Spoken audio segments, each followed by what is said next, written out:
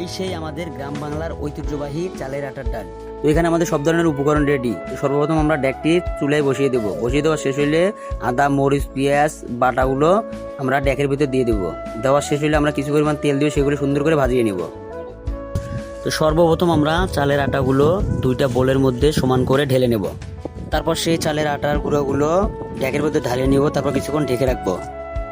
তো এখন আমাদের ঢাকনা সরিয়ে ভালোভাবে আটাগুলো নাড়িয়ে নিতে হবে। এখন আমরা পরিমাণ মতন গরম মশলা দিয়ে নেব। গরম মশলা দেওয়া শেষ হলে আটাগুলো ভালোভাবে আবার পুনরায় নাড়িয়ে নিতে হবে। নাড়া শেষ হলে অন্য ডেক থেকে 7 থেকে 8 জগ গরম পানি আটার ভিতর দিতে হবে।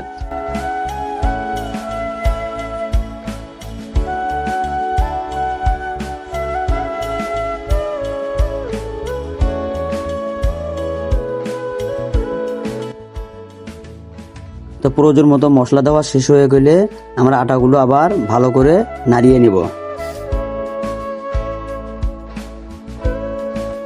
এখন আমাদের আটা রান্না করা শেষ। তো অবশেষে এখন আমরা আটার ডেকটি নামিয়ে নিব। তো নামিয়ে নেওয়ার জন্য দুইজন দুই পাশে ধরতে হবে। এরপর নামানো শেষ হলে ঢাকনা সরিয়ে দেখব আটার রং কেমন হয়েছে। আটা দেখতে যতটা সুন্দর দেখাচ্ছে না জানি আটার স্বাদ তার চেয়েও কত সুন্দর হয়েছে। এখন আমাদের দাওয়াতি মেহমানরা আসা শুরু করে দিয়েছে। মেহমানদের জন্য বসার সুন্দর ব্যবস্থা করে দেওয়া হয়েছে। যে যেখানে পাচ্ছে সেখানে সুন্দর করে বসে পড়ছে। তারপর তাদের হাত ধুয়ে দেওয়ার জন্য কেউ জগে করে পানি এগিয়ে দিচ্ছে, আবার কেউ প্লেট দেওয়ার জন্য ব্যস্ত হয়ে পড়ছে। তারপর প্লেটে প্লেটে ভাত দেওয়া শুরু হয়ে গেছে।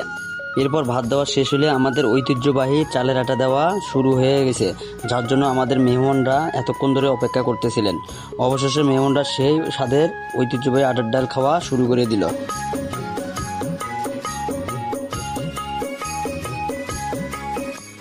এই রকম সুন্দর ভিডিও পাওয়ার জন্য চ্যানেলটি সবাই সাবস্ক্রাইব করে দেবেন এবং একটা লাইক, একটা কমেন্ট, একটা শেয়ার করে দিবেন।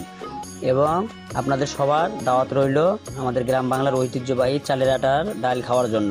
সবাই অবশ্যই কমেন্ট করে যাবেন।